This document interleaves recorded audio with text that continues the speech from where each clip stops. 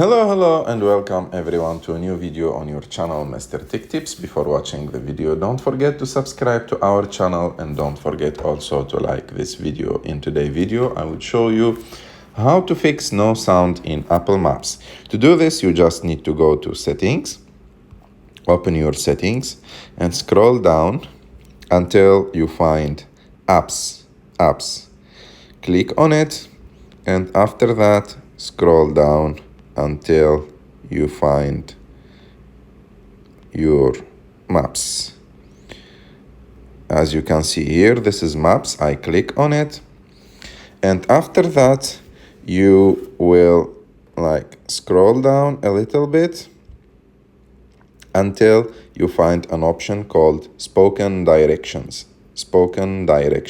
You click on it and after that, if you are not hearing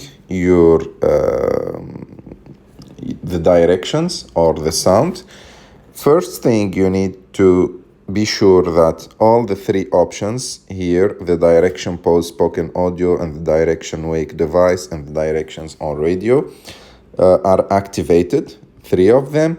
And if you want to hear it, maybe you need to change it to louder volume, because sometimes you will find it on softer volume.